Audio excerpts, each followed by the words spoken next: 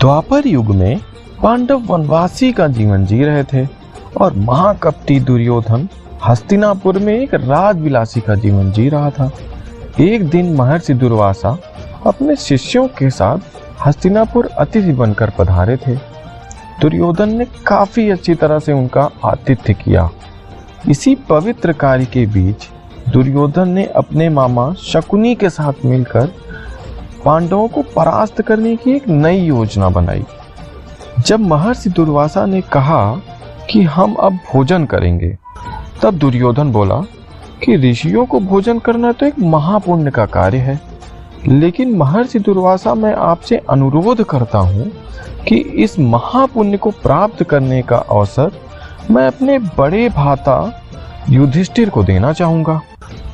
इतना कहकर दुर्योधन ने महर्षि दुर्वासा और उनके शिष्यों को नजदीक के वन में बसे युधिष्ठिर की कुटिया में भोजन करने के लिए भेज, क्योंकि वह जानता था कि दोपहर के उस समय पांडव द्रौपदी सहित खाना खा चुके होंगे और कुटिया में अन्न शेष नहीं होगा। कुछ ही समय में महर्षि दुर्वासा अपने शिष्यों के साथ पांडवों की कुटिया के सामने थे और वहां युधिष्ठिर ने उनका बड़े आदर के साथ स्वागत किया। महर्षि दुर्वासा ने युधिष्ठिर को दुर्योधन के साथ हुआ अपना वार्तालाप भी बता दिया और कहा कि मैं और मेरे शिष्य स्नान के पश्चात भोजन ग्रहण करेंगे। इतना कहकर वह सभी ऋषिगण स्नान करने के लिए नदी चले गए। धर्मराज युधिष्ठिर ने यह बात तुरंत जाकर द्रौपदी को बताई। द्रौपदी ने कहा कि इस वक्त तो हमारे पास कुछ भी भोजन शेष नहीं है। द्रौपदी का दिल यह सोचकर घबराने लगा कि अगर ऋषियों को भोजन नहीं कराया तो उन्हें ऋषि महर्षि दुर्वासा का क्रोध और श्राप का पात्र बनना पड़ेगा। उस कठिन घड़ी में द्रौपदी अपने मित्र सखा कृष्ण को याद करने लगी। उसी वक्त लीलाधर कृष्ण ने द्रौपदी की कुटिया के अंदर प्रवेश किया। उन्हें देखते ही द्रौपदी उनके पास दौड़ती हुई गई और उन्हें अभिवादन करके अपनी समस्या बताने लगी।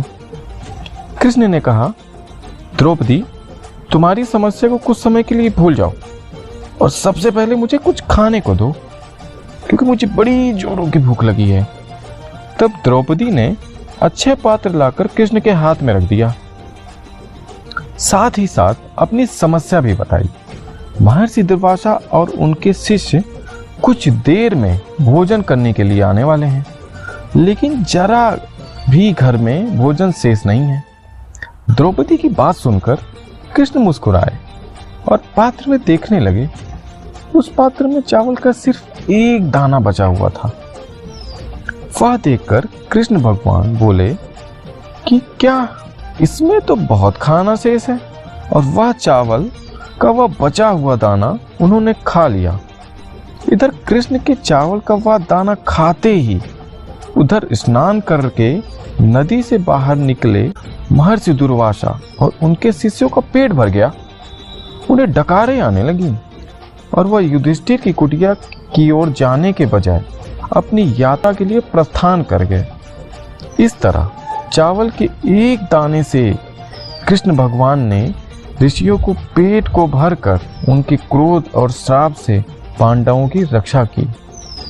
तो दोस्तों, कैसी लगी आपको ये कहानी? अगर ये कहानी आपको अच्छी लगी हो तो हमें कमेंट बॉक्स में कमेंट करके जरूर बताइएगा, और ऐसी ही और कहानियाँ सुनने के लिए इस चैनल को सब्सक्राइब कीजिए। Thanks for watching.